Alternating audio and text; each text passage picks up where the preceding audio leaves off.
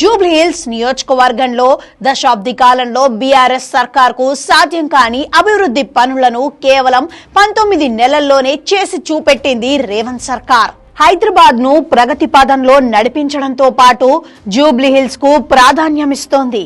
రాష్ట్ర వ్యాప్తంగా అమలయ్యే పథకాలు కాకుండా జూబ్లీహిల్స్ సెగ్మెంట్ లో 2 నెలల్లో 120 కోట్లతో పనులు చేపట్టింది.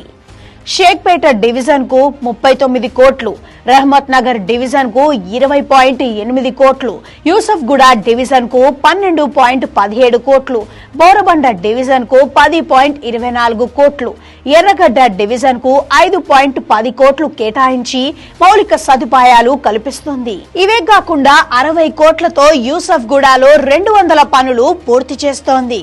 కమ్యూనిటీ హాల్ల నిర్మాణం, పేద వర్గాలకు గ్రౌండ్+3 ఇందిరమ్మ ఇళ్ల నిర్మాణం చేపట్టింది. ముస్లింల కోసం కబరస్థాన్ కు 2800 గజాలు కేటాయించి దశాబ్దాల సమస్యకు పరిష్కారం చూపింది. గృహజ్యోతి పథకంలో భాగంగా నియోజకవర్గంలో 25,925 కుటుంబాలకు ఉచిత విద్యుత్ కోసం 1.17 కోట్లు ఇచ్చింది. మహాలక్ష్మి పథకంలో 19,658 కుటుంబాలకు 1,14,206 సబ్సిడీ గ్యాస్ సిలిండర్లు సరఫరా చేసింది. అందుకు 3.6 కోట్ల సబ్సిడీ చెల్లించింది. నియోజకవర్గంలోని పేదలకు 14,197 కొత్త రేషన్ కార్డులు జారీ చేసింది.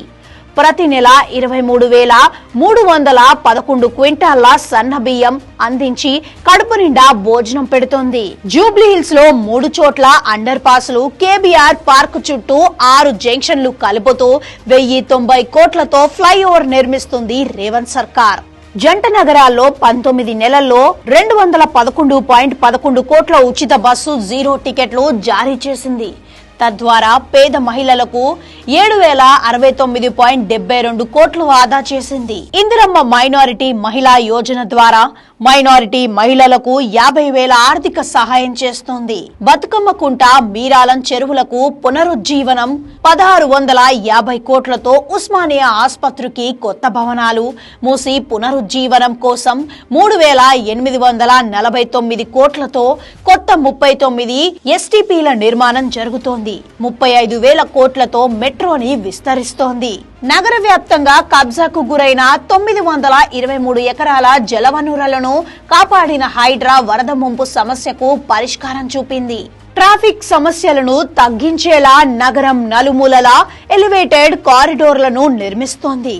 ఫ్యూచర్ సిటీ, బీసీసీల ఏర్పాటు, ఐటీ హబ్, నగరానికి గోదావరి నదీ జలాల తరలింపు, phase 2, greenfield highway, Hyderabad to Chennai, Hyderabad to Bengaluru bullet train project, 362 kilometre regional ring road, skills university, ఏటీసీల ఏర్పాటు తదితర ప్రాజెక్టులు రాష్ట్రానికే తలమానికంగా మారాయి. ఇవే కాకుండా 2 ఏళ్లలో 3 లక్షల కోట్లకు పైగా పెట్టుబడులు ఆకర్షించి సేవా రంగాల్లో 1,00,000కు పైగా ఉద్యోగాలు కల్పించింది రేవంత్ సర్కార్.